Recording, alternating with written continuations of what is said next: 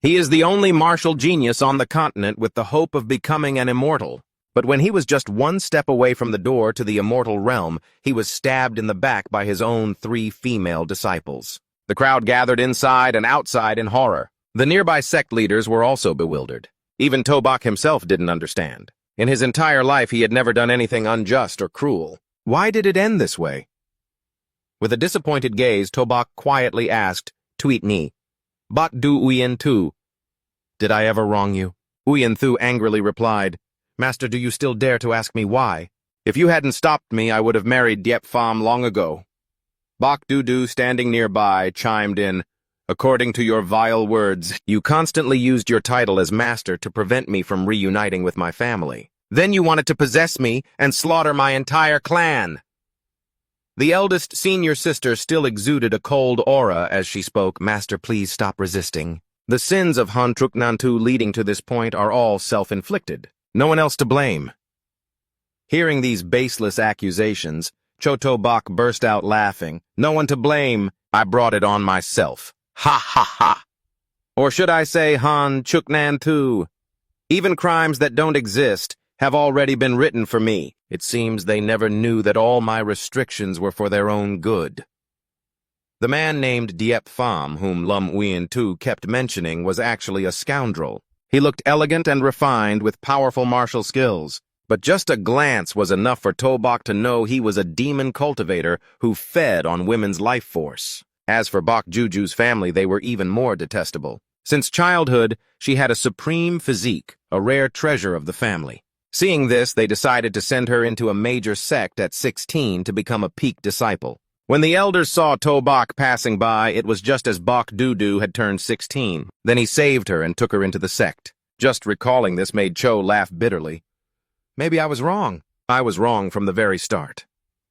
But it seems you all underestimated me too much. Don't forget I'm the one who taught you all to be what you are today. I, Tobak, don't care if you misunderstand me. If you dare to attack me with murderous intent, I will show you what a killing move really is. Soul. True body technique. Heaven and earth manifestation. All of you get down to hell." The 3 women panicked and said, "It can't be the soul manifestation technique. He's going to self-destruct. Hurry, stop him." At this moment, the 3 quickly flew to Tobak's side. "Master, stop!" But it was already too late.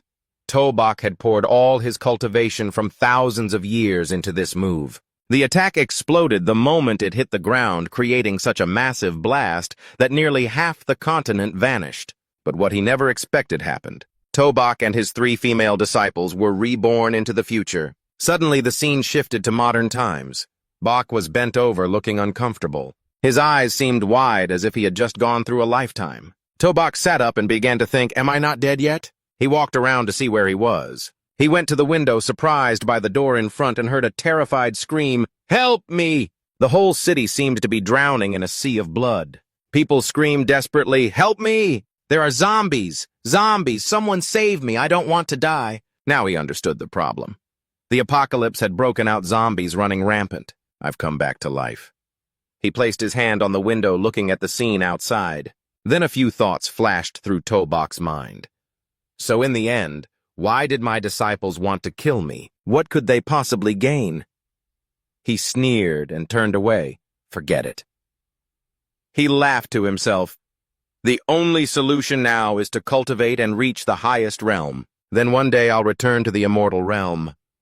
His blue eyes shone along with a beautiful smile. "I will love you all in a way you deserve." Sitting cross-legged, he began to cultivate. Around him emitted rays of light, with the realm of divine soul ascending to immortal realm of mind. Even the process of cultivation could become faster. Restoring to the peak period is only a matter of time. Suddenly, his eyes trembled. To Bok's wide eyes, he realized something unusual. It was a bit confusing. Where is the spiritual power? Why can't I sense the presence of spiritual power? Could it be that the aptitude of this body is so poor that it can't sense spiritual power? He reached out and clenched his fist with some determination. "No, that's not right. This place..." His face showed some fear. "There is absolutely no presence of spiritual power." His hands clenched again, then he thought, this can't be without spiritual power. If so, doesn't that mean there's no way to cultivate? Don't even mention cultivation. Even continuing to live in this world seems extremely difficult. Outside, a couple was approaching. They looked like they had just escaped death after closing the door. A woman screamed, "Study, study, study, it's so scary outside." Someone almost died outside. A pair of hands always held her waist to comfort her. "Don't worry, I'm here, babe. What are you scared of?" She replied, "So annoying. In broad daylight, you're touching me. If that guy at home sees this, it won't be good." That lecherous old man began to take off his clothes. "Then that just makes it more exciting. What can that useless guy do even if he sees? I'm about to cook rice." Then she saw that his arm was bitten. She sat up and asked anxiously, "Hey, what happened to your arm?" And the guy still tried to deny, "Maybe just now that crazy guy bit it on the road." "Don't worry, it's nothing." She was very anxious. Her whole body was burning hot. "All right, let's do it." She didn't find his actions strange at all. She stopped and sat up, asking, "Hey, why did you stop?" "Keep going." Then his face turned into a terrifying zombie. Her eyes grew wide in disbelief. He quickly, with his filthy teeth, wanted to tear her apart. She struggled to escape on the sofa. A pitiful scream, "Ah!" She kicked him away with one leg. "Monster, don't come here. Do you have questions?" "There is someone else inside," he thought as he approached the source of the noise. According to the memories of this body, it was definitely the girlfriend of this body and her lover. He reached out and opened the door. "Ha! Are you also a pitiful one betrayed by the person beside you?" Tabak looked at the chaotic scene. Inside his face darkened a bit. She was being bitten. She turned and shouted loudly. "Tabak!" She reached out and shouted even louder. "Tabak, save me! Hurry up! This bastard is about to swallow me whole!" Tabak heard it, but his face showed no expression at all. Her eyes were already brimming with tears from despair. "Tabak, she's bitten so painfully. Tabak, Tabak, you bastard, come save me quickly." She still tried to hold on. "Damn it, don't think you'll be safe if I die."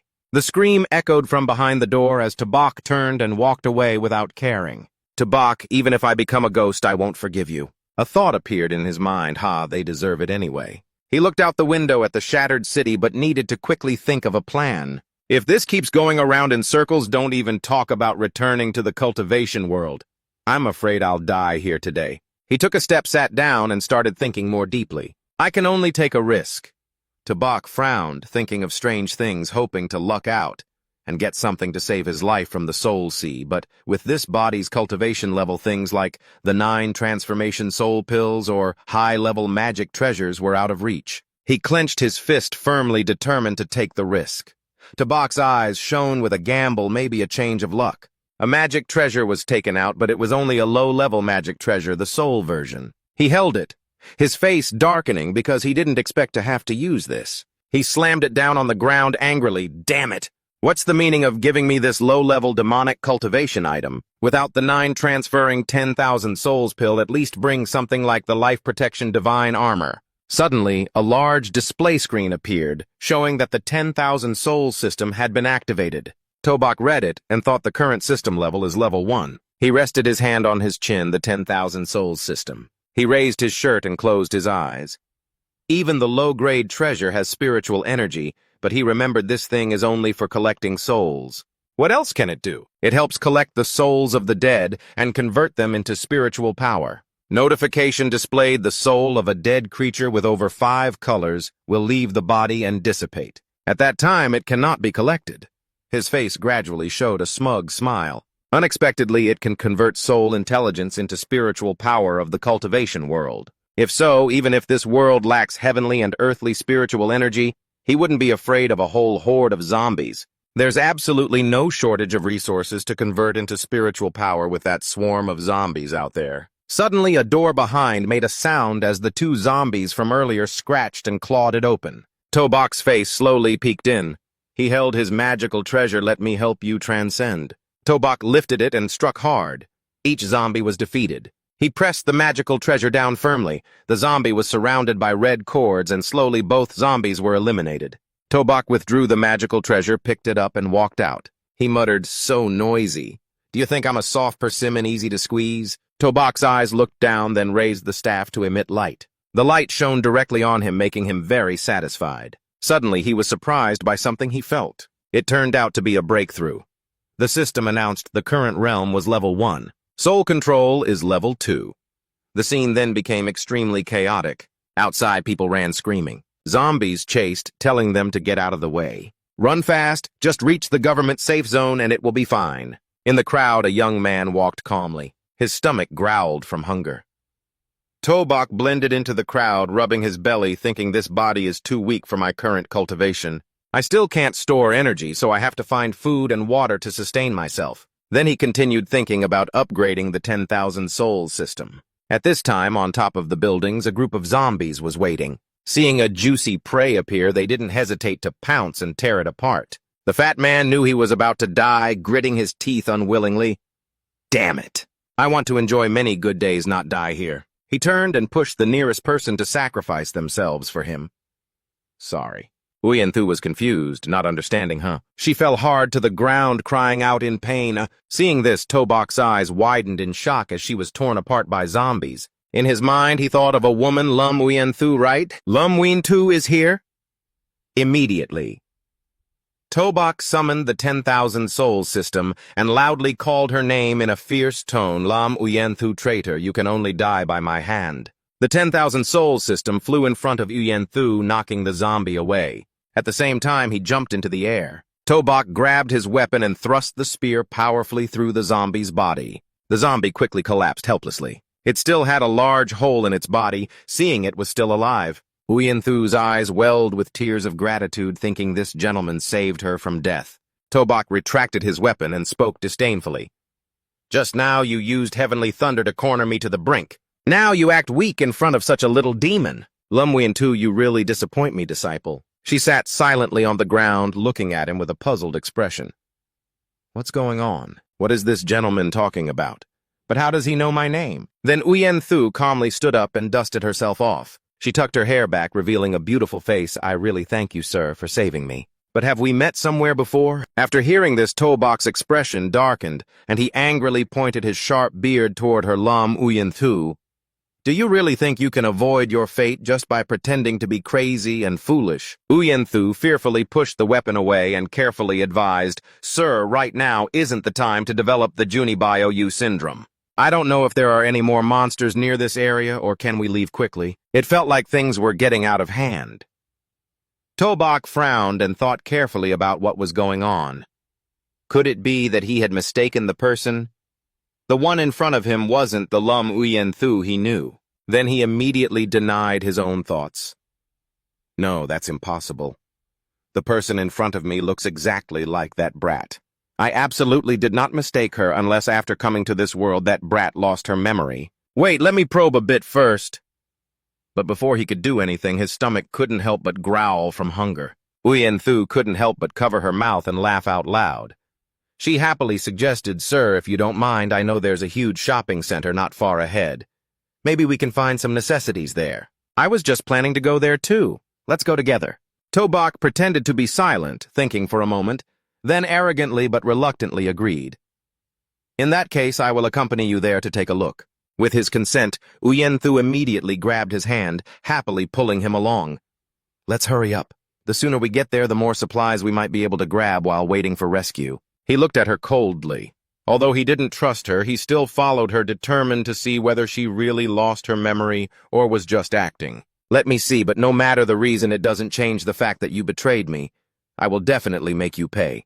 Not long after it grew dark, Uyenthu anxiously announced, Sir, this is the place. Let's go inside.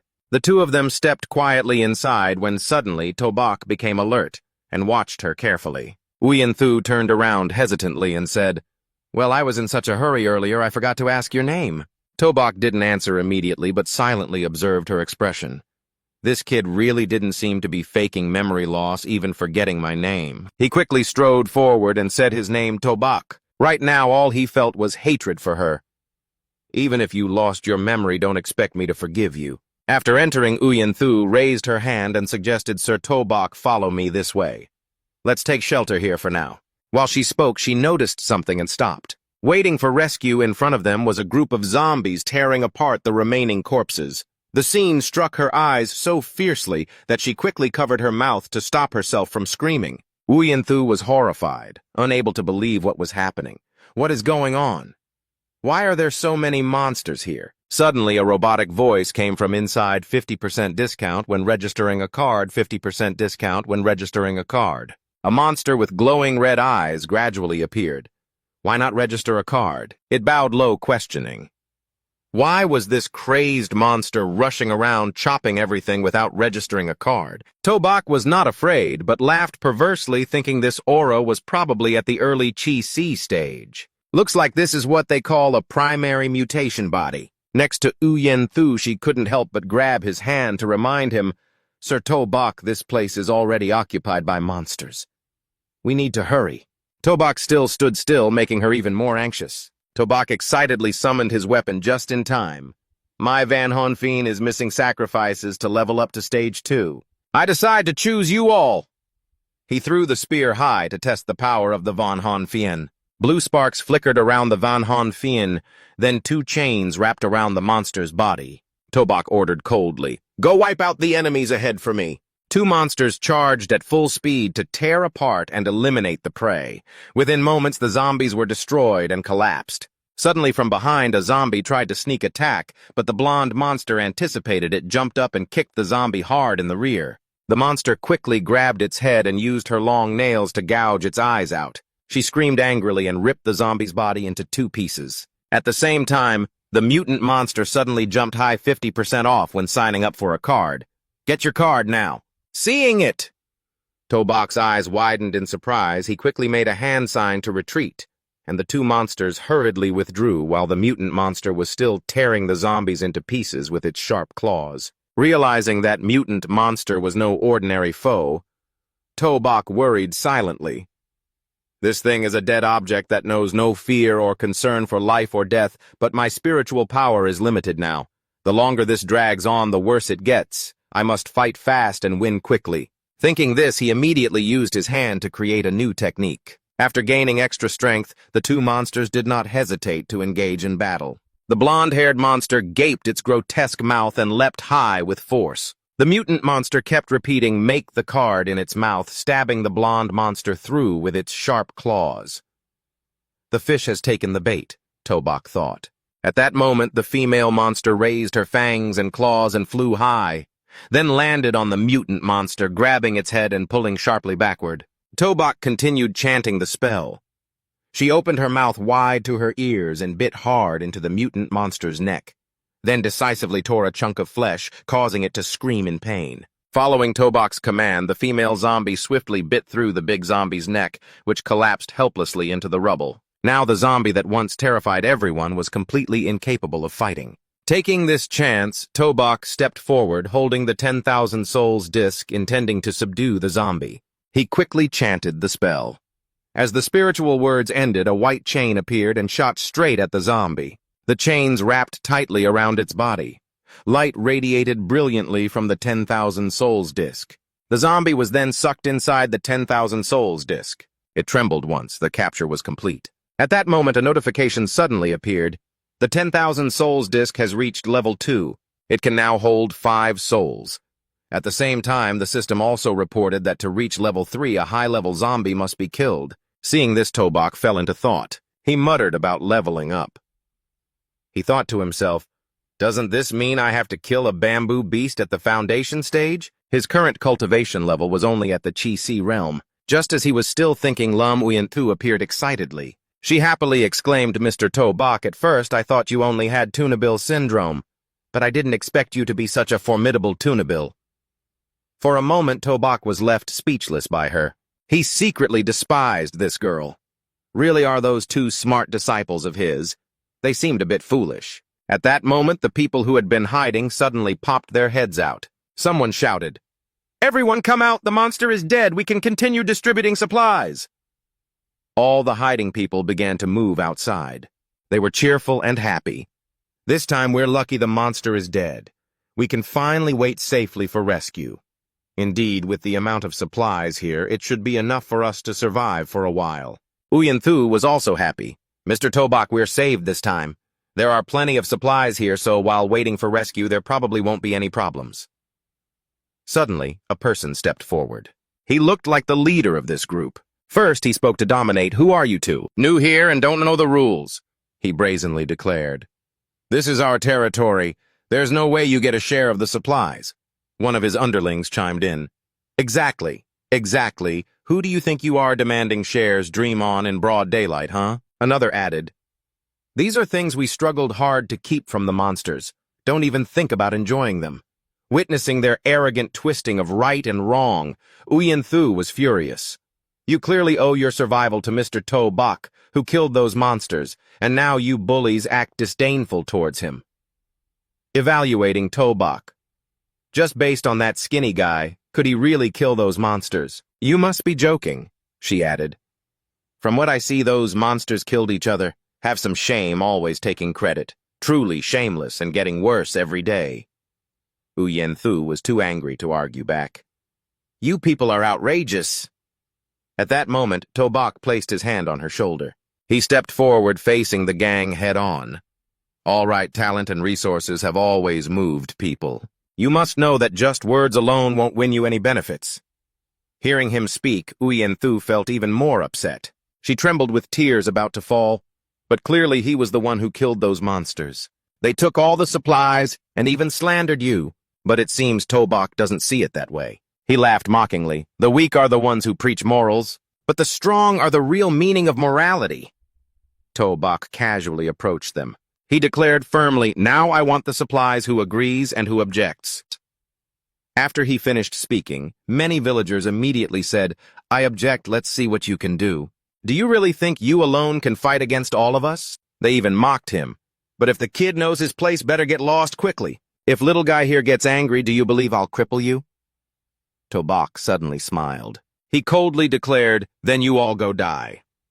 From behind him, a zombie appeared. It was the same zombie recently subdued by the Van Han Fien. To Bak stood there laughing mockingly.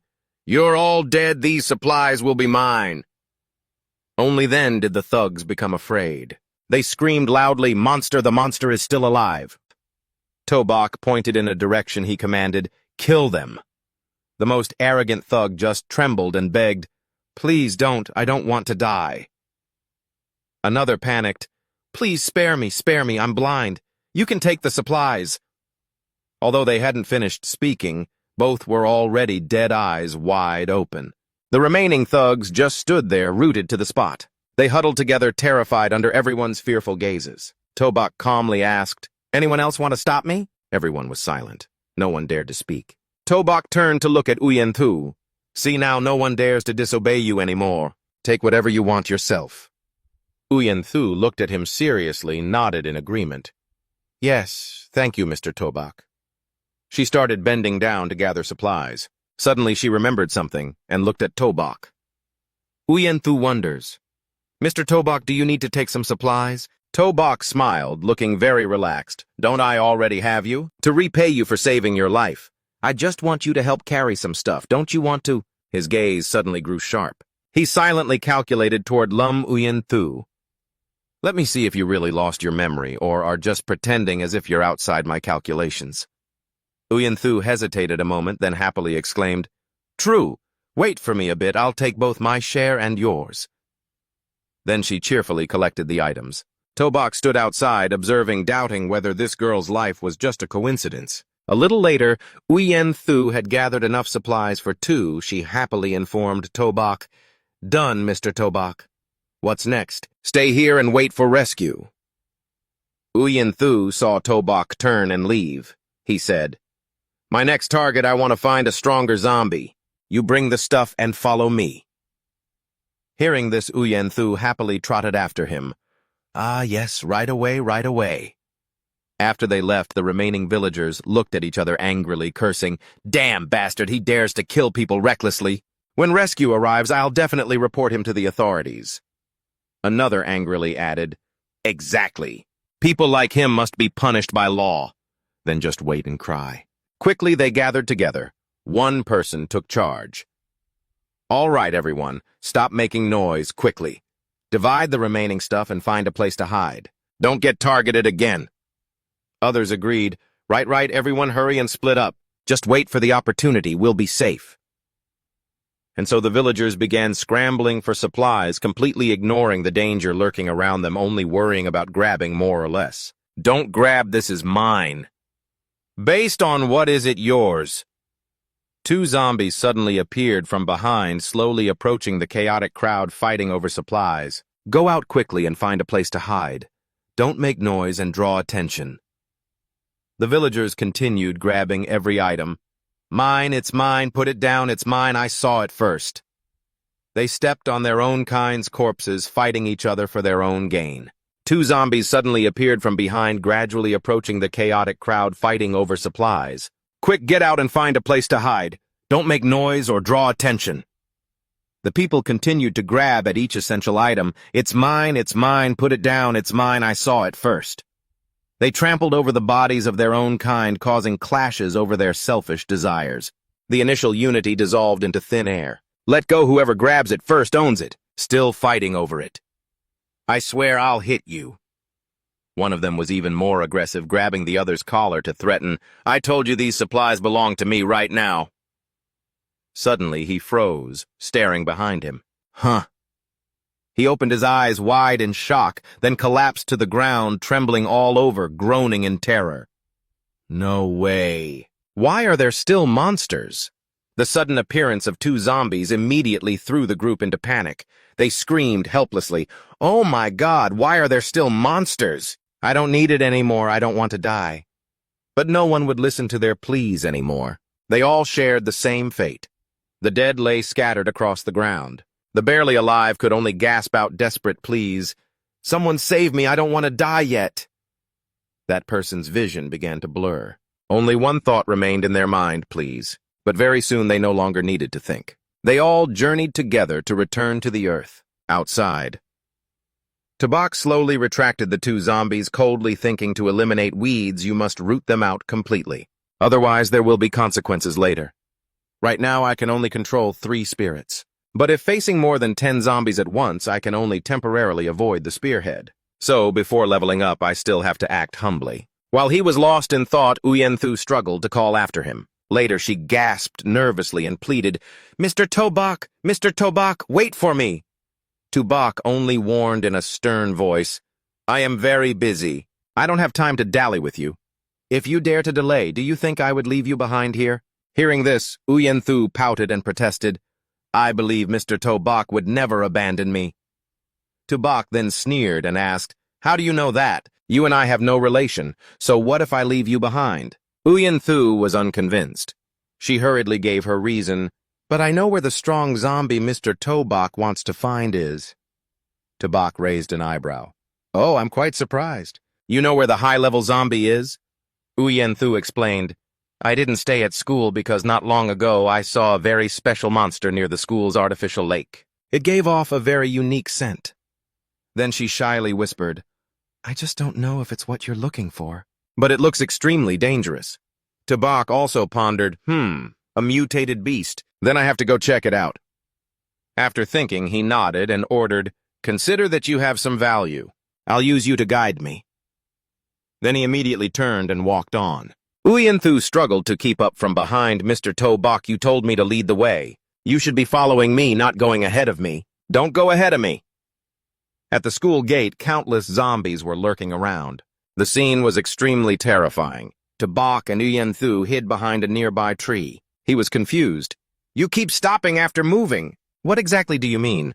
Uyenthu immediately signaled him to think, Mr. Tobak, be quiet. Many people inside the school have already turned into that kind of monster. Accidentally provoking them is really troublesome. Tabak didn't want to waste time beating around the bush. He confidently stepped forward. No need for such trouble. I don't want to waste much time with you. He immediately slammed down the 10,000 souls spell. The force was so strong it cracked the ground. Tabak commanded the zombies to attack. Clear the way. Hearing the order, they immediately charged to bite and tear the zombies at the school gate. This series of actions left Uyenthu speechless. Wow, Mr. Tobak, are you really that awesome? While they were still talking, the zombies in front of the school had already been cleared out. Seeing this, Tabak had to stop. Zombies! What exactly happened in this world to make so many people turn into neither human nor demon? At that moment, noise outside the school gate suddenly caught their attention. Tabak thought, looks like there are still survivors here, attracted by that crowd. Uyenthu was cautious. That voice sounds kind of familiar. Over there, a group of zombies was surrounding 3 students. The students tried to resist with weapons. "Don't come here, get back!" Suddenly, a zombie lunged to attack the guy with glasses. He was terrified and swung his axe at it. "You damn monster, die!" The axe sank deep into the zombie's body. He carelessly let go of the axe and the zombie staggered quickly. Then it charged at the house with the axe again. The other 2 students panicked and were cautious. The guy with glasses helplessly sat down on the ground. The black-haired student saw this and quickly ran up, pushing the zombie back with force. The other one seized the opportunity and swung a steel pipe straight at its head. The black-haired student immediately pulled glasses to his feet. He shouted loudly, "Go, go, quickly! Immediately fall back! We need to think of another way. We can't fight these monsters right now." Watching everything from outside, Uyen-thu was also worried it's Ko-min and Lee Min-hyen. Why are they here? She seemed to know To-bok. Curious. Know him. Uyen-thu nodded. "Yes, classmates from my school." Hearing that answer, To-bok narrowed his eyes, probing Uyen-thu. "Oh, really? So you want me to go save them, right?" Trut-lum. Uyen-thu grabbed To-bok's hand. She wanted to pull him along. "Mr. To-bok, let's go quickly. While the monsters are distracted by them, let's go now. If we get discovered, we won't be able to leave." Hearing that, To-bok asked curiously, "You're not going to save them, aren't they your classmates?" Lam Uyen-thu explained as she walked. "If conditions allowed, I might choose to help them. But right now, I can't let Mr. To-bok fall into danger too." Hearing that, he found it amusing. These words were definitely not those of a disciple who would betray him. It seemed she was just an ordinary young lady. The classmates behind called her name in panic, Lam Uyen-thu. Uyen-thu, she was very annoyed hearing her friends call her Lam Uyen-thu over here. "Over here, we're about to be overwhelmed. You and the person beside you, come help us." Lam Uyen-thu felt very annoyed. Damn it! Does Lee Min-hyen want to drag us down with them? She panicked, seeing the zombies nearby. They attacked toward her. Lam Uyen-thu screamed in panic. "They're coming toward us." She was so worried she burst into tears. "Mr. To-bok, please, sorry." She felt like she had caused trouble for To-bok. "It's all my fault. Sorry." Now To-bok seriously stepped back. Then he activated his skill. 9 demon soldiers. I've killed them before. After all, lowly dead things deserve to be killed. I rise. He had already controlled the souls to fight the zombies. But there were too many. In just a moment, the summoned souls were completely surrounded. The zombies kept attacking and biting those souls non-stop. The system reminded him that the number of zombies he could control had decreased. At this point, To-bok felt worried. He was thinking of a way to escape the zombies. No good.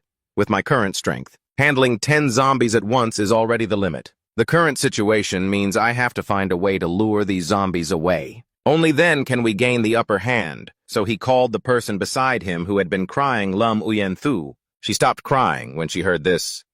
"Yes, Mr. To-bok, what can I do to help?" So he asked her about the situation there.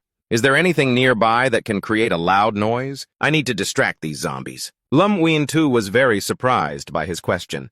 "Something that can make a loud noise, loud noise, loud noise, loud noise." Then she suddenly took out her phone. "Mr. To-bok, try this. It will surprise you." To-bok had never seen a phone before and didn't know what it was. She turned on music on her phone. The sound immediately played, "The vast earth and sky is my love. At the foot of the green mountain, flowers are blooming." The singing instantly caught the zombies' attention. The song continued to play. What rhythm is the happiest? What kind of singing is the most comfortable, making the zombies angry? They kept running toward the singing. Seeing this effect, he praised the treasure as excellent, then threw the phone away. This upset her. "My phone." The zombies immediately went toward the phone, caught by a really big one. Then it attacked using its power. In just a moment, they pushed back the zombies. This surprised Lam Uyen-thu greatly. What's going on here?" Then he grabbed her hand and pulled her away. "Don't just stand there. Move quickly. Mr. To-bok, please slow down." So they ran to the school building. Lam Uyen-thu was so tired she sat down on the ground. The two stopped in front of a door. She was so exhausted she could barely breathe. "Mr. To. This time, luckily, he was here. Otherwise, I couldn't have made it here." "It's nothing. You helped me find the low-level zombies. I'm protecting your life. Both you and I get what we want." 3 others also got into this room. As soon as they entered, they exclaimed, "We're saved. Good thing we suddenly ran away. Otherwise, we'd be dead today." Someone recognized Lam Uyen-thu. They were very excited to see her. Lam Uyen. Those people circled around asking about her condition. Lam Uyen Thu, did you bring supplies here? That's great. This time we're saved. They eagerly rummaged through her backpack. There's quite a lot. Lam Uyen Thu shouted. What are you doing? These supplies were all taken by Mr. To Bok. I don't have the right to decide to give them to you freely. Lee Min-hien angrily said, Lam Uyen Thu. At this time, you're still distinguishing what's yours and what's mine. Many classmates are waiting for supplies to save their lives. Hurry and give them to me. The guy with glasses stopped them. All right. Calm down, everyone. This place isn't safe either. Let's go back to the classroom first. Then we can think about dividing the supplies. He then looked at To Bok. Brother, come with us. After all, many people are stronger, they went together. The three went ahead while To Bok and Lam Uyen Thu followed behind. She felt guilty for dragging him into this mess, Mr. To Bok. I'm sorry, but don't worry. I won't let them take Mr. To Bok's stuff. To Bok didn't care. It's okay. My goal is just the monster. On the contrary, it's you. You have to make sure they listen to you. Lam Uyen Thu confidently answered Mr. To Bok. Don't worry. Among the survivors, there are still quite a few teachers from the school. They won't make a move. Hearing her say that, he just smiled. Won't make a move. They continued forward. The three in front were whispering their plan. I saw clearly their bags are full of food. Here, at least, is enough to hold out another month. By then, reinforcements will definitely come. Those three always kept an eye on the two behind. I know, but Lam Uyen Thu might not agree. What about that To Bok guy? How do we handle him? The glasses guy adjusted his glasses and smiled. They're evil. Now we're in our territory. Would they dare refuse? Obediently listen to us and they might get some supplies. And if not, the group of 5 knocked on the door of room 108. Open the door. It's me, Lee Min-hien. We've brought supplies. Everyone inside happily opened the door. Great. Finally, you're back. Where are the supplies? Where are they? They stepped inside room 108. Some people appeared inside. Are these the survivors? Just relying on these people to hold out until now. It seems the zombies haven't been around for too long. The glasses guy asked Lam Uyen Thu to collect and hand over the food. Lam Uyen Thu quickly distributed food to everyone. We haven't had anything to eat for 3 days. At this moment, she could only sigh, all right. Before distributing, she made a request as a warning. At most, I can only share half with you. The other half belongs to Mr. To Bok. You can't touch it. Lee Min-hien was annoyed alone. Does he really need that much? At most, I just pay for it and that's it. He acts very arrogant.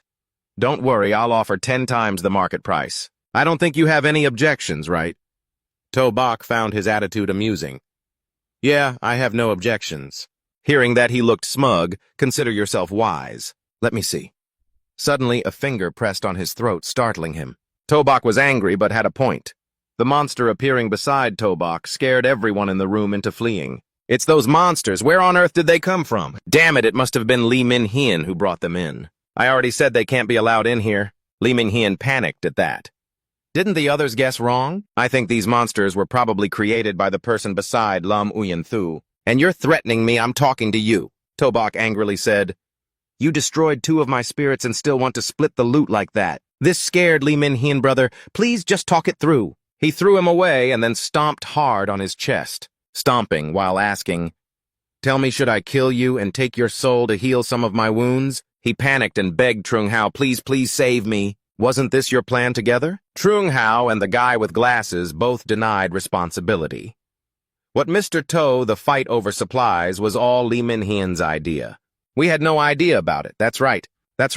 Every debt has its debtor. Please be generous and forgive the innocent. We're leaving now. Hearing that, he shouted, I fought for those supplies because of you, and yet you treat me like this. A bunch of bastards planning to abandon me to please Lam Uyen Thu and that man. Then he begged Lam Uyen Thu, please save me. I know I was wrong. I don't want the stuff anymore. Please forgive me. He looked at her, wondering what she would choose. The ruthless Lam Uyen Thu would. But instead she sighed and pleaded for them. Mr. To Bok, although Lee Min-hien was at fault first, in the end he did it for everyone. Could you please forgive him this once? Let them take my share and divide it. No one touches Mr. To Bok's portion. Hearing that To Bok's suspicion eased a bit. With that kind of character, maybe she really is just someone who looks like that disciple. If so, there's no need to keep her anymore. He lifted his foot off Lee Min-hien and said goodbye to Lam Uyen Thu. Let it be. You and I are done. You've found your friends. Let's part ways. From now on, I'll find the leveling up zombie myself. but she grabbed his hand. "Please wait a moment, Mr. Tobak. Maybe I know where it is." "Have you seen it?" She recalled a place vaguely. "I just sensed some strange reactions somewhere in the school. The aura there scares me a bit." "I don't know if it's the kind of zombie you mentioned, Mr. Tobak." Hearing her say that surprised him greatly. Innate spiritual body. A special physique that can sense the spiritual energy of the world. Besides that girl, no one else has it. Is she really the one? The original cultivation world. Lam Wein-tu brought something. I found what you wanted. Can you take me as your disciple now? Tobak accepted it and asked her, "Tell me how you got it." She clasped her hands and knelt down. "I was born with the ability to use the Tam Tongue body image technique. From now on, I will be the sword in your hand, senior. I swear I won't let you down." He accepted this very well. "From today on, you are my second disciple. I rely on your innate spiritual body. Your future achievements will surely be no less than mine." She knelt down. "My life was originally bestowed by you, senior. Wein-tu doesn't dare to aspire to surpass you. She only hopes to serve by your side in the future, to share your sorrows and help solve your troubles." He sat down and looked at her. He grabbed Lam Wein-tu's chin, making her look up at him, teasing her, still calling me senior. Lam Wein-tu nervously called him master. He was wondering why Lam Wein-tu didn't remember him now, although it's still unclear why she lost her memories back then. But that doesn't stop me from sending her to hell. "Come here, my obedient disciple. Let's take a trip to the 10,000 souls auction." He wanted to attack her and make her a servant under his command, suffering endless torment through countless lifetimes. But she grabbed him worriedly. "You don't believe me. Mr. Tobak, please believe me. That thing is really coming this way. We must leave here immediately. One step slower and it'll be too late." Her attitude stunned him. Then suddenly she smiled, laughing loudly, echoing everywhere. He observed her while thinking, "Damn, I almost wiped her out just now." This is a primal spiritual body, a rare physique in the world, once in 1,000 years. Killing her outright wouldn't be such a waste, right? Rather than slaughtering immediately, better to keep her as a pawn to exploit, squeezing every last bit of value from her. And when she truly has no value left, I won't mistreat my disciple. I will definitely reserve her a place in the 10,000 souls auction. A monster is approaching. It's seeking the source of spiritual energy right here where the energy radiates. I'm quite lucky. Without replenishing spiritual energy, sooner or later I'd become a half-human, half-demon like them. It's about to leap. Don't disappoint me. Then it jumped onto the building and charged into the room. Seeing it, he wondered, is this the powerful creature Lam Wein-tu mentioned? A mutated serpent demon? No, that's not right.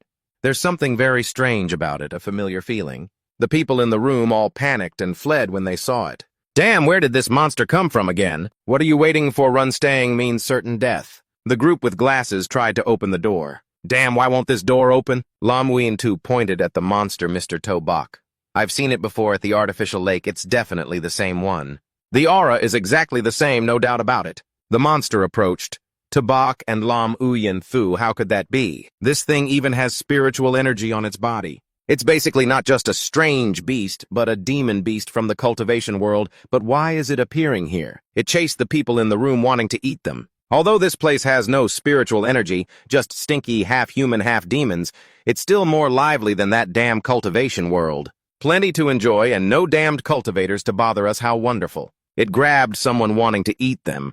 That person begged desperately, "I don't want to die, save me." Teacher Lai stepped forward, pleading with Tobak to save her student. "This young man, please help save my student, One-Eyed Zero. Just keep them from getting hurt. I'm willing to do anything." Tobak seriously said, "Not to mention whether I can. Why is your life or death my concern?" Teacher Lai became more worried hearing that I can pay you, just protect them, but he refused. "Sorry, I'm not interested in that, but don't worry, when you die, I will personally escort your souls out of here quickly." The monster had eaten one person, but Tobak sent his own monster to attack it. It was suddenly attacked from behind and fell down. Tobak's monster jumped down to finish it off, but it suddenly opened its eyes and counterattacked. It easily subdued Tobak's monster. It also found what it was looking for, spiritual energy. "I told you my nose never lies. This place really smells of spiritual energy." Unexpectedly, a place like this has cultivators. Although their strength is weak, it's barely enough. Tobak's monster suddenly cut off its tongue, causing it pain. Tobak found it amusing. "Oh, so it charged because of me? Then I have no choice but to kill you." The wind swept away the dust, passing over a desolate scene. Tobok's eyes were fixed straight ahead, constantly calculating in his mind. Normally a demon beast at this mid-stage isn't worthy of my attention, but now with my Chi-Si realm cultivation. I almost forgot about these people. The 10,000 souls rift is indiscriminate. Killing them to refine their souls would be enough for me to break through the bamboo flag. Unfortunately, right now, I still can't deal with that thing I mentioned earlier. His eyes scanned the situation. Then he turned to the group huddled in fear behind him. You should pray for your own survival. However, if you're willing to enter the 10,000 souls rift to help me break through my cultivation, there's still a glimmer of hope to survive. Tobok paused for a moment, then began looking at the weapon in his hand with a meaningful expression. Then he gestured toward the huge, disgusting thing behind him. The intent in his words was very clear. Of course, it's fine if you refuse. No one can stop me from leaving except you. In response to this, the group remained silent, not daring to move. Seeing this, Tobok could only coldly turn his back. If no one is willing to sacrifice themselves, then I have no choice but to leave. Lumween-Tu beside him felt helpless and could only call out after him, Mr. Tobok. Suddenly, someone grabbed her hand from behind. Let me. The person who stepped forward was none other than Teacher Lee, looking a bit distressed. Let me do it. I just hope you can lead my students out of here. These words surprised Lumween-Tu for a moment. Suddenly, an object around Teacher Lee's neck emitted a faint purple light. Tobok's eyes immediately widened in astonishment. It was a spirit stone. Without hesitation, he moved closer and grabbed the mysterious necklace. Where did you get this? Asked directly, Teacher Lee didn't hide anything and honestly showed the stone my father happened to acquire this many years ago. Teacher Lee didn't hesitate to take it off her neck, sincerely offering it to him. If you're interested, you can take it. Just please protect my students. Tobok held the stone up to his eyes, examining it. The enchanting light it emitted made him silently admire it. Inwardly, indeed. This is truly a product of the immortal cultivation world, and its quality is anything but ordinary. The spiritual domain contained inside is even comparable to a high-grade spirit stone. But how did this end up in this world? Could it be that my reincarnation with Lumween-Tu into this world is not a coincidence? The more he thought, the more puzzled he became. Then a thought flashed through, making Tobok's eyes turn sharp and cold. If that's true, then my other disciples could very well be in this world right now. A notification appeared. Spirit detected a spirit stone reaction in use. Using spirit stones to enhance the 10,000 souls rift can grant power to the host, while simultaneously upgrading the rank of the controlled spirits. He stood silently, staring intently at the notification. Unexpectedly, spirit stones can be directly used to strengthen the 10,000 souls rift. Looks like I need to collect more. Tobok firmly held the stone and said to Teacher Lee, I accept this item. The contract is sealed. You may stay here for now. No need to leave. Suddenly, the monster behind roared angrily. Damn it! How dare you ambush me? Come on, immortal cultivator, watch me refine you instantly. It shouted loudly and charged forward aggressively. He remained calm, sitting cross-legged on the ground. Help me stop it. As soon as he spoke, the zombie blocking Tobok's path propelled itself forward. One of its claws struck straight at the enemy. Several consecutive moves were made, but the snake was agile and dodged with a quick dodge. It didn't just stand there and take it, it counterattacked Ha-Petty tricks. In one move, it slammed Tobok's zombie against the wall. It didn't notice him behind. A faint purple aura covered its entire body. The light grew brighter, drawing its attention. Instinctively, it turned to look. Master Tobok was meditating but still radiated a powerful aura. A flash of fear suddenly ran through him. The aura around him grew stronger and stronger. He was breaking through and had to end it quickly. Thinking that, he turned to the zombie tightly held in his hand and made the finishing move. Rotten Trap Die. With just one punch, he sent the zombie flying through a wall. The zombie took the hit and was knocked far away. After dealing with the obstacle, he proudly turned back inside to see, this time where will you run, die? As he finished speaking, his clawed hand raised in the air, ready to strike. Just as he got close to him, his whole body suddenly froze, only able to blink and watch. Noisy, my 10,000 souls flip just happened to need a demonic beast at the bamboo stage as a sacrifice. Tobok spoke without moving a muscle. Only then did he slightly raise his head, revealing eyes cold enough to pierce the soul. Then I'll choose you, snake. He couldn't move at all, helplessly staring. What's going on? Suddenly, a large hand grabbed his head.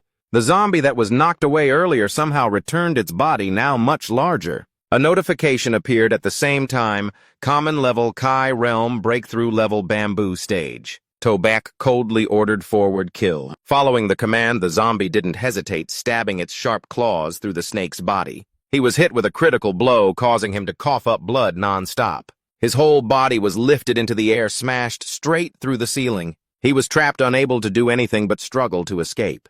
The zombie grew impatient, starting to wind up with one hand. With one swing, the snake was flung away, leaving a trail of broken debris behind. It seemed to be over, but at the edge of the wall, his hand was still gripping tightly. His whole body hovered in midair, his eyes involuntarily looking downward. He quickly wriggled upward, repeatedly exclaiming, "I really underestimated you. Didn't expect you to break through right in the middle of battle. But did you really think I Zhao Jiao was completely unprepared?" He arrogantly faced the zombie in front of him. As he finished speaking, he quickly opened his mouth wide, sharp fangs bared, and shouted, "Come here, my loyal followers. Help me wipe out these humans." The roar of the snake demon echoed in the air. "Come here, my loyal followers. Help me wipe out these humans." At the same time as the call, Li Minhian didn't hesitate, stabbing his sharp hands through the bodies of the two people in front of him. His whole body now covered in snake scales. His eyes sharp. Subordinates, obey. This scene shocked the people there, their panic growing. Li Minhian is killing people! Li Minhian, why? He showed no mercy, dropping the two bodies to the ground. He no longer pretended, finally speaking all the schemes long hidden in his heart. "You trash. I've put up with you for too long. Betraying me back then must have felt great, huh? Did you think you wouldn't be killed by me?" Then he stuck out his snake-like tongue, his eyes full of malice, aimed at the remaining people, leaving them no chance to escape. Li Minhian went crazy, attacking a group of people at once. They were terrified, begging continuously, "Help me! Someone please save me, I don't want to die. Li Minhian, please spare me, I beg you. Please don't kill me." He couldn't hide his pleasure, laughing harshly. This feeling of holding the lives and deaths of ants is truly wonderful. "Today all of you must die!" Teacher Li was so scared. Her whole body shook as she crouched down, stammering, "How did it come to this?" Lum Wien-tu was no better, fearfully clutching Tobak's arm. "Mr. Tobak, what's wrong with Li Minhian?" He didn't respond immediately, silently observing the situation. Suddenly a flicker of interest crossed his mind. This is somewhat interesting. Unexpectedly, there are humans willing to become demonic beast subordinates. But it doesn't matter. Kill more. The more people die, the better.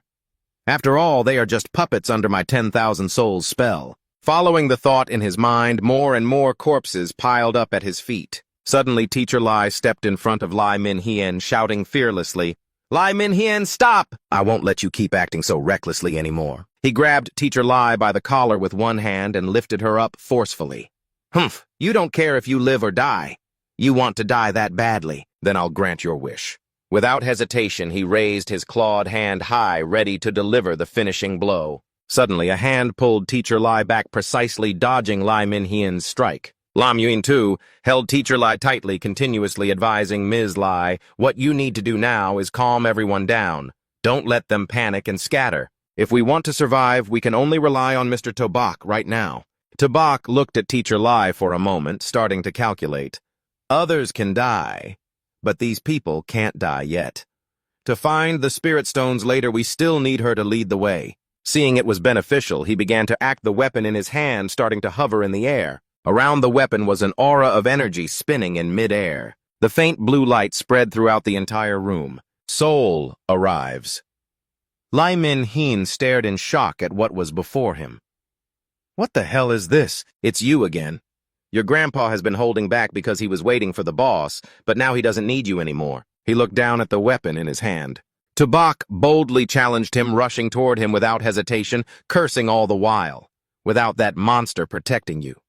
Let's see what you can do against your grandpa." He stayed in position, just snorted coldly. Instantly, he swung the weapon in his hand and decisively ordered, "Be quiet, kill." From the weapon in his hand, demons continuously escaped. "Li Minhian?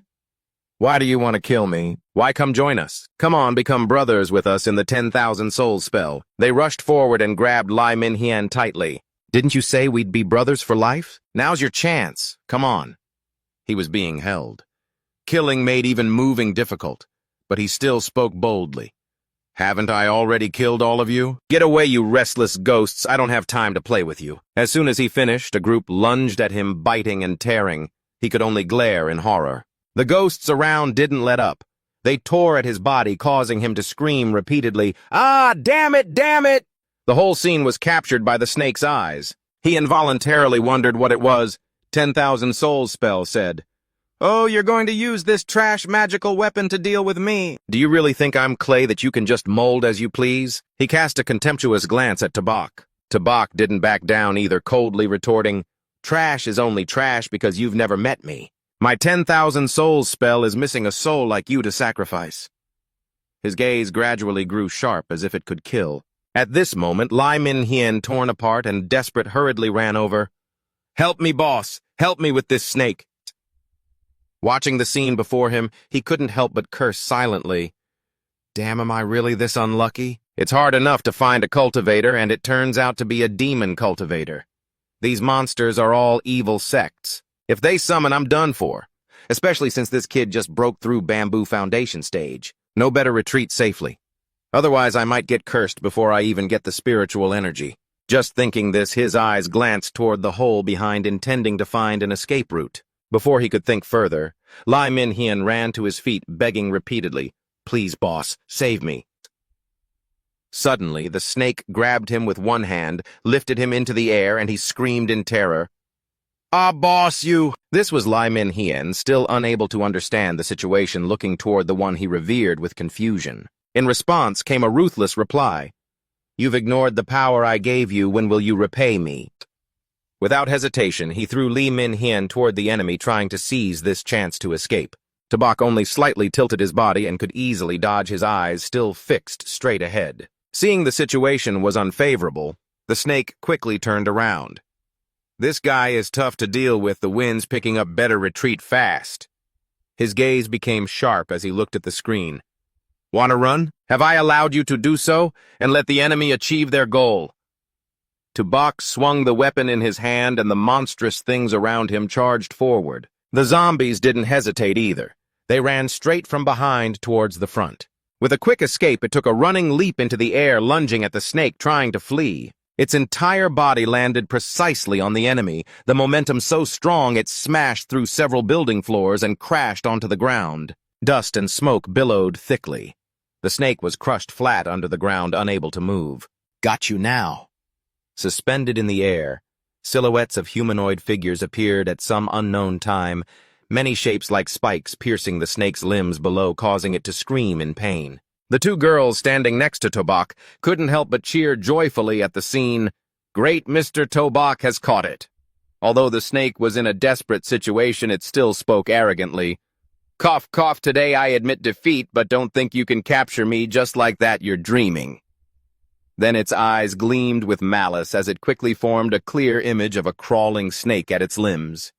"You fools didn't expect this, did you? Not only can Kim Thien escape, I can too." Li Min-hien behind, seeing the lifeline thread moving away, ran after it. "Boss, wait for me. I'm not leaving yet." Just as he fell to the ground, others blocked him. Those who were once fearful had by now surrounded Li Min-hien. "Karma is real, heaven spares no one. You killed many people. Do you think you can get away that easily? We're coming for you!" Li Min-hien no longer held his previous bravado.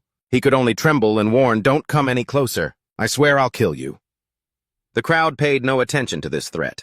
They stomped straight down on the scoundrel Dai. He moaned, "Please spare me, spare me. I know I was wrong, please forgive me." Miss Lai on the other side was still worried, Mr. Tobak. "Are you really going to let that monster go? Will it be okay?" Tobak calmly replied, "You're overestimating it. It's just a low-level snake demon, and yet it still wants to escape my spiritual confinement." His gaze fixed straight ahead, his mind thoughtful. This act is about to end. On the other side, the snake crawled straight into a deserted area. In no time, it transformed back into its previous form. It looked at its intact limbs that had just reformed. Muttering curses finally got out. "This damn broken place is so unlucky. Where the hell did that demon come from? Could it be like me, swept away by a wild current? But now that doesn't matter. Once out of here, the sky's high and birds fly where they want. The sea's wide for fish to swim. A small foundation stage cultivator like me will never be found," muttering while limping away. After a few steps, a sound suddenly startled it. "Oh, really?" Tabak was already behind. "Try running. Let's see if you can escape my spiritual range." The snake trembled in fear and retreated. "No, no way. How did you find me? You're just a foundation stage. How strong can your spirit be? Tobak shouted loudly upon hearing this. Without hesitation, he raised the weapon in his hand. The things around him surged toward the limbs as well. The snake was tightly pinned against the wall. It struggled but couldn't break free. It used force, but its hands didn't move an inch. At that moment, a clawed hand lunged forward with perfect accuracy and stabbed straight into the snake's throat. It gasped in pain. Tobak proudly challenged. 7 inches are locked. Let's see how much you can still move. The snake is cornered, its eyes filled with intense hatred. Damn those scoundrels who won't let me live in peace. No one will be safe. From his mouth, a stream of blue fire bursts out. The 6 zombies strangling him are engulfed by this flame. Sparks quickly fly toward Tobak, even if you have the 10,000 souls clone. Your true form is no bigger than a basic bamboo stalk. Once swallowed, these fools won't be so scary anymore. Tobak remains unfazed, just exhales lightly.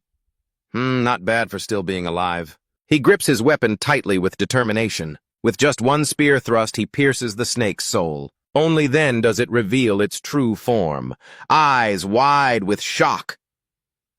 No, how could the 10,000 souls clone of this great one, even a divine consciousness, be so hard to see through? Who exactly are you?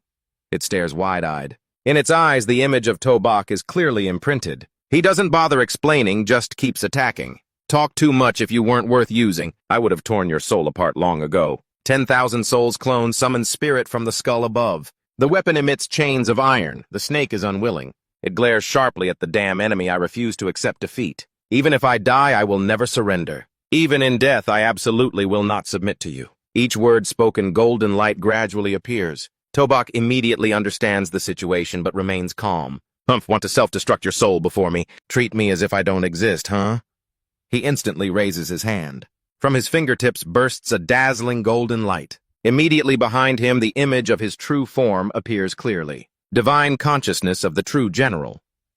The snake watches in disbelief. What great master. No, this is the divine transformation of Chi Ui, and yet it triggered the divine transformation of the elder. He stammers in fear, eyes fixed on what's before him. He struggles with all his might, begging non-stop.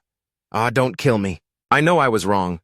Ancestors, please spare me. Soon he is sucked completely into the mouth of the skull. At that moment, the system notification appears immediately. Spirit. Congratulations, the user has defeated a level 3, 10,000 souls clone creature. The current bamboo stage realm has been upgraded to level 3, 10,000 souls clone. The number of controllable souls is over 10. Continuous notifications appear. Spirit, the 10,000 souls stage has been upgraded to level 3. Unlock enhancement mode. The user can feed any spirit energy containing item to the souls to increase their level. Tobak watches this suddenly intrigued. Didn't expect an unexpected gain. Notifications keep appearing. The user can feed any spirit energy containing item to the souls, thereby raising their level. Tobak reads this and feels a bit happy. Didn't expect to be able to use spirit stones directly to nurture souls. Doesn't that mean as long as I have enough spirit stones, I can quickly build a powerful soul army? Then the plan to search for spirit stones must be prioritized. Thinking this, he proudly raises his weapon high. His expression turns cold and increasingly sinister. With these thoughts in mind, when I have enough strength to protect myself in this world, it will be time to look for my good little disciples. From the ruined building come sharp voices. Lum Uyen Thu. Your companion, is it dangerous for him to chase that monster? Teacher Lee can't hide her worry as she asks. Lum Uyen Thu trusts him completely. She keeps reassuring Teacher Lee, don't worry. With Mr. Tobak's abilities, he's definitely fine. That kind of monster is no match for him. Teacher Lee is somewhat reassured, but grows curious. That's good, you seem to trust him a lot. He doesn't seem to be a student from our school. How do you know him? She openly recounts last time I took advantage of the chaos to run away from school. When I was almost attacked by those monsters, it was Mr. Tobak who saved me. But it's strange, as soon as I met Mr. Tobak, I felt like I had known him before. Lam Ween too recalled this while expressing her doubts. Just then, the door next to her quietly opened, and seeing Tobak return safely, she happily went out to greet him. That's great, mister. Tobak is back. That monster didn't hurt you, right? He heard this and felt annoyed, keeping a distance from Lam Uyen Thu with one hand.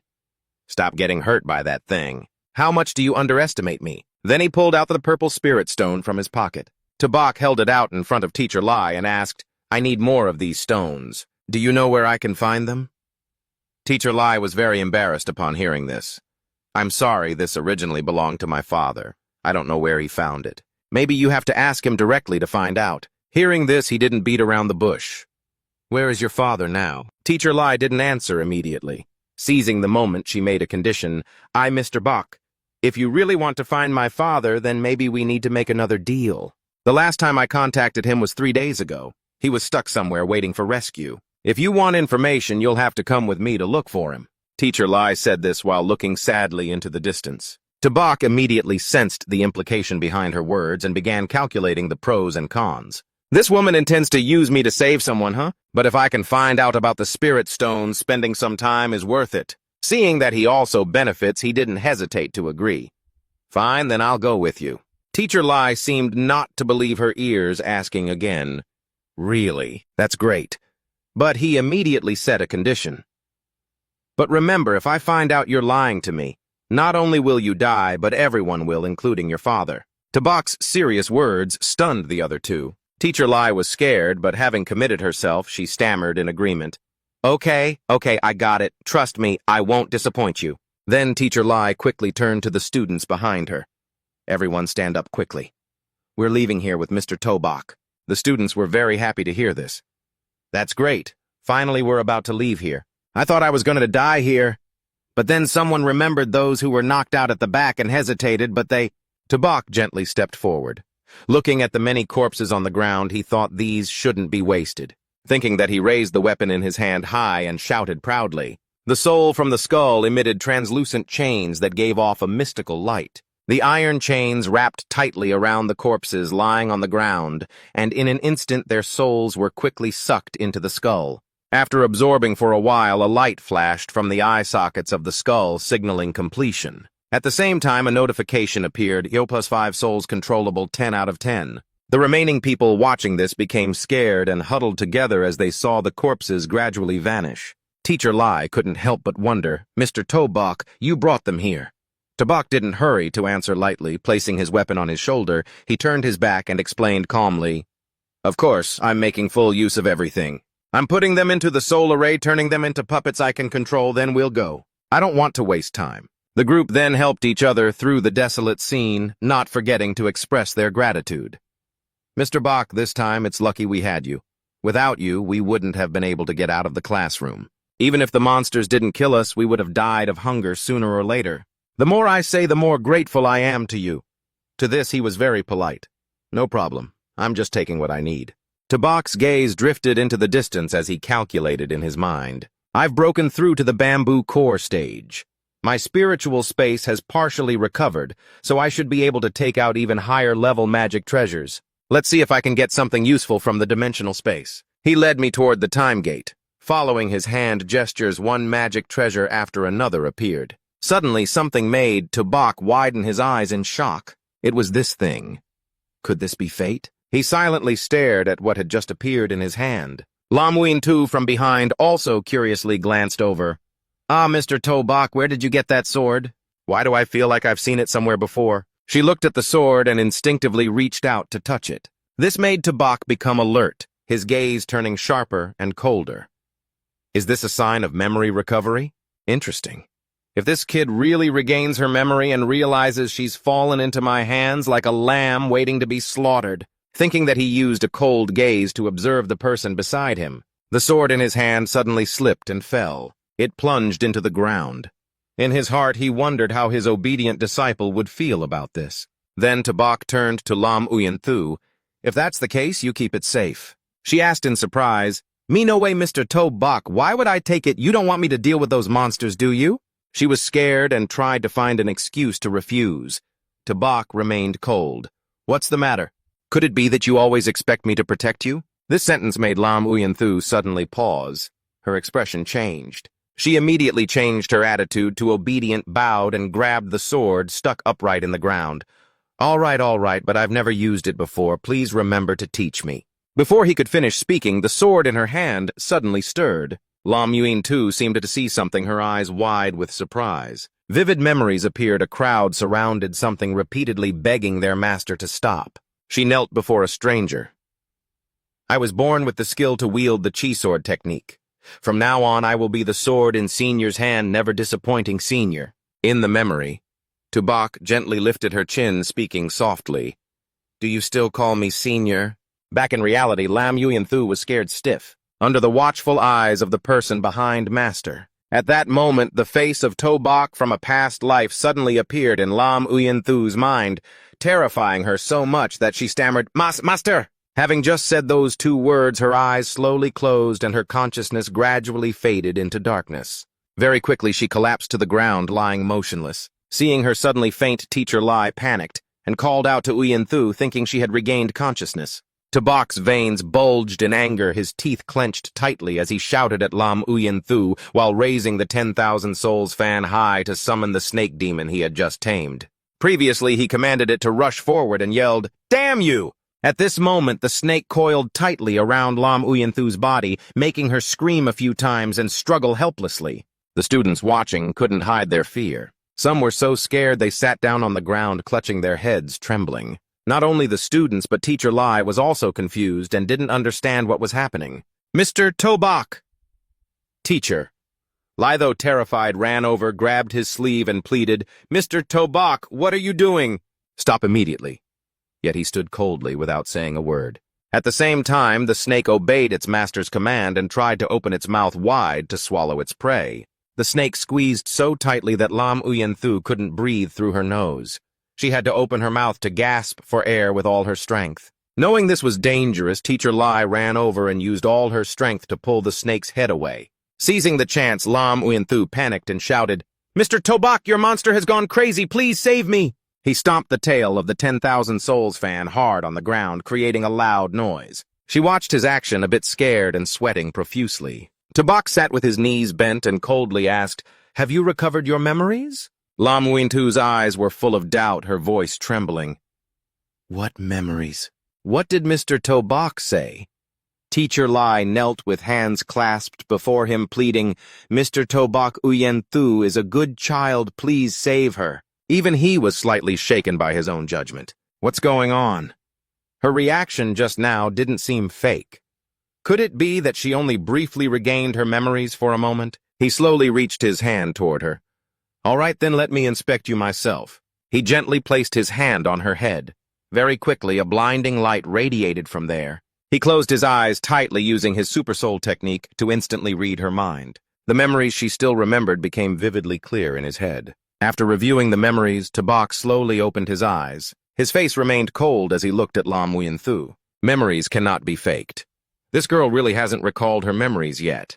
Seeing him just sit there blankly, the two of them nervously called his name to see if there was any reaction. Mr. Tobok suddenly stood up and raised the 10,000 Souls sword to one side. In less than 2 seconds, the snake coiled around her body, gradually transformed into a stream of blue light, and flew away. Teacher Lai helped Lam Uyanthu up, happily reassuring, All right, Tobok. Without caring, she stepped past the two of them. Surely the sword doesn't suit her. Let's go, no need to waste time. Lam Uyanthu and Teacher Lai nervously replied, After speaking, Teacher Lai turned back and waved to call some students from afar. Are you all okay? Let's go then. Meanwhile, Lam Uyanthu sensed something strange was not right. Just now, why did I call Mr. Tobok Master? And why do I feel so familiar with Mr. Tobok? What's going on? Tobok narrowed his eyes coldly. He told himself, is this fate or a chess game? I will definitely investigate thoroughly. After a while, everyone stood before a ruined industrial zone. Teacher Lai said, This is the place. Proudly introducing, This is one of my family's businesses. The last time my father contacted me was here, but it seems because of these monsters he couldn't evacuate in time. His eyebrows furrowed. His gaze fixed straight inside. If so, let's go check it out. But he had only taken one step in. The student in the white shirt shyly scratched his head and suggested, we won't go in. We'll just wait here until you come out. The girls behind immediately echoed in unison, That's right. We won't be of any help to Big Brother Bach if we go in, so we'll stay here to support. Me too. Tobok glanced back with a careless expression. It doesn't matter. Wait until I get out of the school. My contract is complete. Whether you stay or leave has nothing to do with me. Saying that, he strode straight inside. The three students heard this, but their faces clearly showed fear, and they dared not follow. Teacher Lai looked back for a moment, seemingly understanding everything. There's no other way. Teacher Lai seriously reminded them, stay still, don't run around. Wait for Mr. Tobak and me to come out. Then we'll take you to a safe place. It's safe there. The boy replied loudly, don't worry, Teacher Lai. We definitely won't run around. Without another word, Teacher Lai quickly ran after Tobak's back. Soon, the three figures in his group looked so small to the students they were no bigger than peas. After they disappeared, the boy sat down on the ground and sighed with relief. Finally, she's free. You guys don't know from the start I didn't dare breathe deeply for fear that guy would kill me if he got angry. The straight-haired girl shared the same thought. He looks scarier than those monsters. All right. Quiet down anyway, we just have to stay here. As long as we survive until the end, we will win. Back with Tobak, there were still no signs of survivors or zombies, so everyone was slowly moving forward inside. After not going far, a pair of pointed doll shoes stopped and waited. It was Lam Uyen Thu. It seemed something was moving this way. In front of her, a horde of zombies was rushing forward. The soldiers equipped with weapons, seeing living people, quickly waved and signaled. Go, this is not a place you can enter. Don't interact with these monsters. Turn back immediately. Then he proceeded with the mission to eliminate the zombies. Teacher Lai happily said, That's great. These people must be the government's rescue team. Maybe they know where my father is being held. He gripped the weapon tightly. If that's the case, keep the survivors alive. Tobak summoned all the Tang Thi he had, then raised the Van Han version forward and ordered, Go eliminate the obstacles. Upon receiving the order, they rushed swiftly toward the zombies with sharp, blood-red eyes, because the noise behind was quite loud. A soldier heard it, turned his face in alarm, and reported, Damn it, Captain, there are monsters charging from behind, too. What do we do now? The captain frowned and clenched his teeth, ordering, Don't be afraid, everyone transform into spirits, scatter. Immediately, don't get trapped by this wave of monsters. The group obeyed and quickly scattered to both sides to find escape routes, but still prioritized safety above all. At the same time, the Tang Thi and zombies were still screaming and charging at each other. A shadow with long claws appeared in front of the zombies. It was a progressive stage Tang Thi, accelerating and rushing straight into the enemy formation, slaughtering mercilessly. Nearby, the serpent demon also opened its mouth wide, showing sharp teeth and a long tongue ready to devour the zombies in front. A loud thud echoed in the air, and a dark red liquid splattered everywhere from the bodies of the zombies. A soldier watched in amazement. Am I dreaming, boss? Are these monsters fighting each other?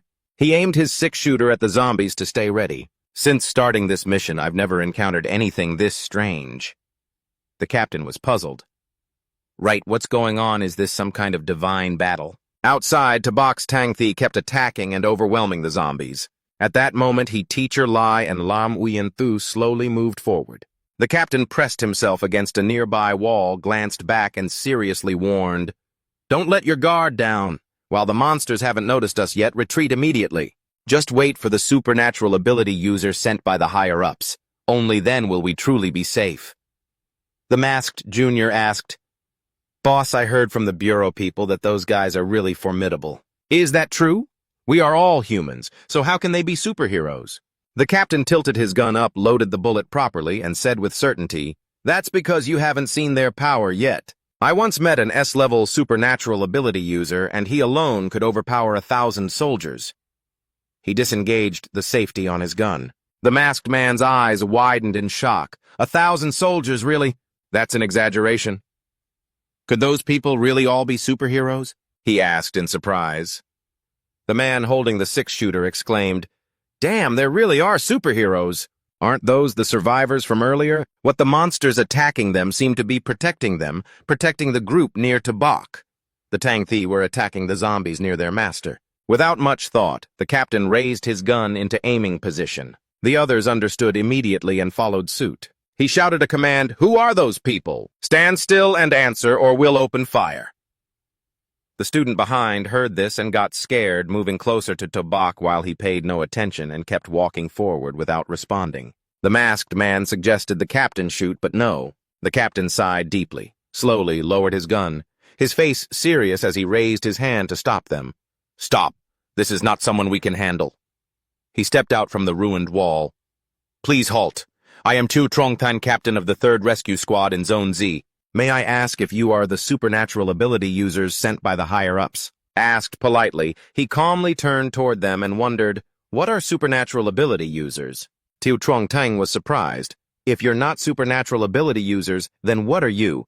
While waiting for an answer, he tensely thought, no name in the Bureau's supernatural system could they be civilians with powers. Damn, this humanity is full of tough ones. Teacher Lai stepped forward to explain, "We came to find someone, my father. His name is Lai Chin-hao." Tiu Trong-tan frowned, looking serious.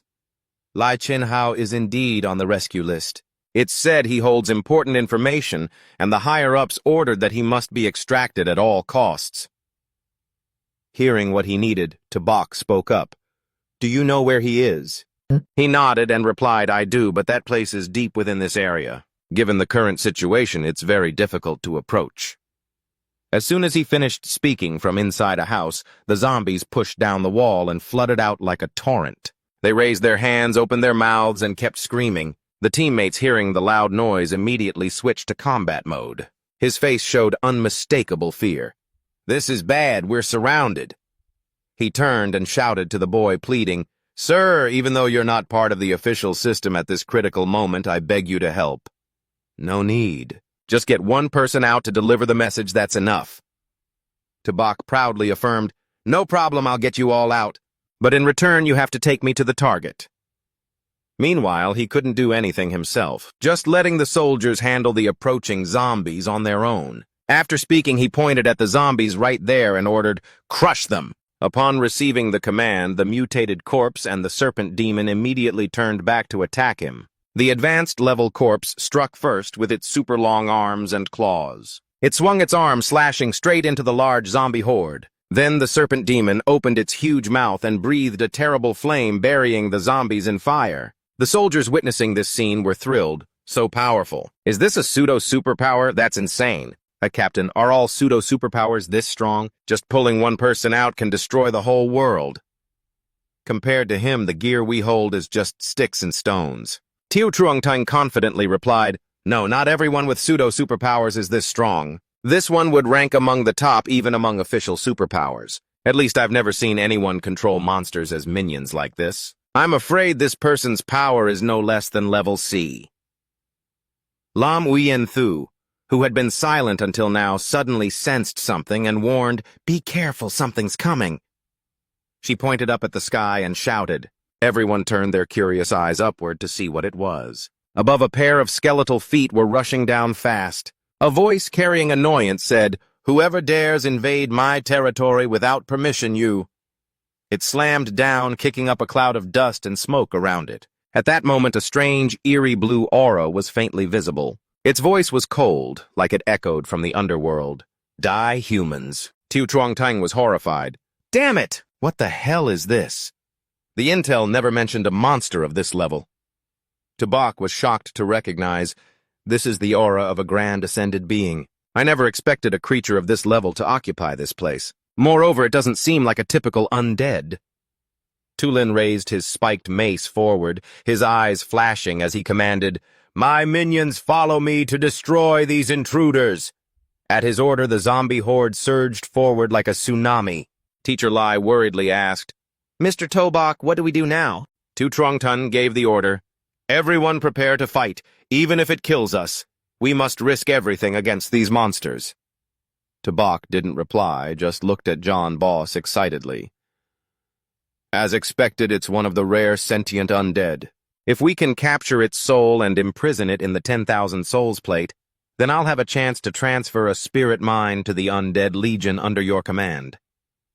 He ordered, "Everyone fall back clear the way, this is my prey." He lowered his face slightly, his eyes flashing like lightning. "As long as we catch it, I'll have the power to create an undead army with independent will. Then my strength will skyrocket."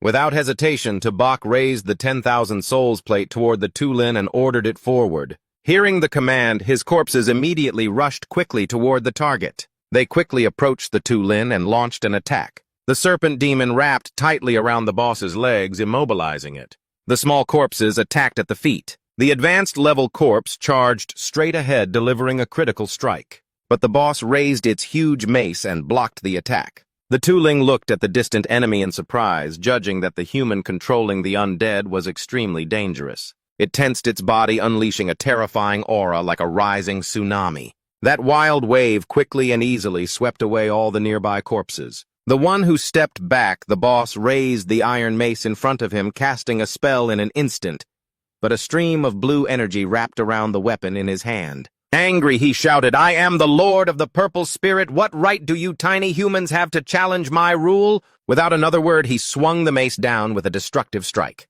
The force blasted outward like the furious screams of nature itself. Tabak felt the power and was somewhat cautious. This pressure was no less than the strength of a golden core-level entity. What exactly is this Force Spirit? Meanwhile, on a rooftop not far away, a man was watching everything unfold. "Oh, hello!" The glasses-wearing man grinned excitedly, baring his white teeth. "Found a juicy prey, Master will definitely be pleased." Then he contacted someone. "Master, a Foundation establishment cultivator capable of controlling spirits has been detected." Immediately, 5 mysterious spirit smoke figures appeared in the air, indistinguishable from ordinary humans. The shadow squinted and ordered, "Kill him. His spiritual energy is extremely important. Do well and I will reward you." The glasses-wearing man smiled, reassuring. "Don't worry. The Spirit Bone Army has already started the hunt." Turning back to Tobak, the Force Spirit was swinging his huge iron mace down at the tiny humans. Terrified Lam Uyen Thu and Teacher Lai screamed loudly, "Please don't! Save me!" Tobak remained standing still, watching the monster without any movement. No matter how scared the soldiers were, they did not hesitate. They raised their guns to the sky and fired continuously. Tiu Trung-Tang loudly encouraged his brothers, "Just risk it." Lam Uyen Thu clung to his arm, affirming, "Mr. Tobak, I want to die with you even if it kills me." Despite the danger, he closed his eyes, looking down on the golden core-level purple spirit lord who was all show. His actual power was only that of a peak Foundation establishment. "Though I lost all my cultivation, a beast like you will never stop me." He raised his hand forward, placing it into his spiritual space, pulling out the sword he had before. As soon as the sword was drawn, a giant spiritual image appeared overhead. Without hesitation, he commanded it to swing the sword and smash the Force Spirit's iron mace to pieces. The Force Spirit, shocked by the destruction of his weapon, looked up and shouted in panic, "Impossible!" The heavenly earth law technique of the transformation spirit realm, Tu Trong Tan confirmed in shock. "This is stronger than any supernatural power I've ever faced." The masked man was amazed. "Too twisted. Is there any supernatural power this terrifying?" Tabak lowered his head, cold eyes, thinking, "It was so hard to absorb even a bit of spiritual energy, and now I have to spit it all out. But if I can subdue a corpse king, it's worth it." The Force Spirit fled in fear, the transformation spirit realm move also appearing. "Why fight anymore? Just run away and save yourself." Tabak raised his sword before him, casting a spell that radiated a mysterious aura. A cold voice echoed, "Want to run?" He swung the sword toward the boss and said, "Ask my phoenix chant." As soon as the words ended, the sword quickly flew out, forming a fiery phoenix. It let out a loud cry, moving at a speed like a bullet from a gun. Hearing this, the Corpse King froze. He turned around in confusion. What just hit him straight in the eye? It was the form of the fiery phoenix spirit. Just a single phoenix chant and I couldn't move. Who exactly did I just hit? After a few seconds, the sword that was also the phoenix pierced through the Force Spirit, sending him flying back as he screamed in pain. Lam Yuin Tu witnessed what had happened, her face full of surprise. "Mr. Tobak, did you summon that phoenix?" They Trongton frowned, wondering. "It's the ancient sacred beast Golden Phoenix. How strong is this supernatural power user really?" Seeing the prey weakened, Tabak brought the 10,000 souls chain forward and coldly activated it. He shouted loudly, and the iron chains responded, flying out to tightly bind the Force Spirit's body. Bound like this, he struggled and screamed, "You won't ever subdue me. I am the Spirit Bone Army. I will never surrender." But after a little resistance, he no longer fought back. He told himself, "All right, Although I'm unwilling, if I can follow a great power like you who has undergone transformation, it's better than always following that brat." As he finished speaking, he was completely subdued into the 10,000 Souls fan. The system board appeared reporting, "Congratulations, host, for eliminating a leader-level creature. The 10,000 Souls fan has upgraded from the current refining chi stage to level 4. It can now control one boss-level creature at a time. It can control second-level souls up to 5 souls. It can control 10 out of 20. Before he could do anything else, he started coughing harshly. Forcing the Heavenly Earth manifestation spell consumed too much energy, causing his realm to drop. Teacher Lai and Lam Uyen Thu approached with worried looks. "Mr. Tobak, Mr. Tobak, are you all right?" From inside the 10,000 Souls fan, the dry bone soldier called out, "Master, I am the spirit bone soldier. I see that you seem exhausted. I now offer some of my power to help you recover some strength." It transformed into a stream of blue light flying behind him. He placed his hand on his back and transmitted energy. The system again displayed his current realm mid-stage bamboo core. Hearing that, his eyes brightened. My strength has improved beyond my previous bamboo core stage. It seems the spiritual energy from the 10,000 Souls fan provides a resonance effect far beyond expectations." His lips moved slightly as he turned back. "You are thoughtful offering your spiritual energy to me." He bowed his head with hands clasped before him. "Once merged into the Master's flag, I will be absolutely loyal from now on. I only hope the Master trusts me." His words sounded good, but deep down, he still thought of himself first. The Heavenly Earth manifestation spell contains the power of the Golden Phoenix. Before coming to this world, the Master must have been a powerful transformation realm cultivator with innate talent. Surely he will return to the peak in the future. He imagined a huge golden city but had a face like he'd just sucked on papaya leaves. If I serve the Master well, I might also have a chance to reach the peak once again. Heh. Lam Yuan Tu stepped forward a few steps, looking at him with a worried gaze. "Mr. Tobak, earlier I thought I saw blood at the corner of your mouth. Are you okay?" He didn't answer, only feeling puzzled why, before crossing over here, Lam Uyen Thu and the others wanted to assassinate him. But thinking back, it no longer mattered. The assassination attempt was a fact. The reasons no longer held meaning. Understanding what this world really is and finding more spirit stones is the top priority. Tobak looked at the squad leader of the soldiers and requested, "Leader Tio, lead us to Li Chin Hao." The man naturally did not refuse, his voice clearly respectful. "Mr. Tobak, although your controlled creatures have been subdued, the zombies still keep roaring toward you all." He lowered his face, his gaze sharp and irritated.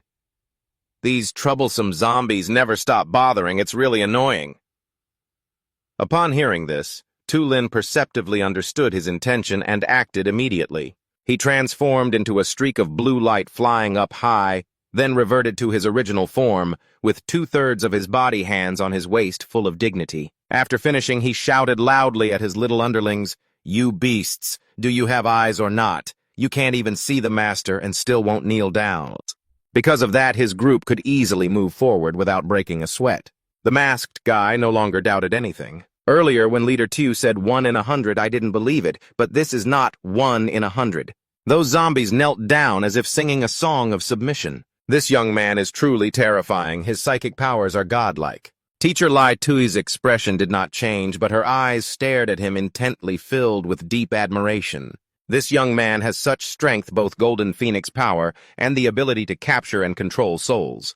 In this chaotic apocalypse era, will he become the new hero? Scene shifts to a certain house.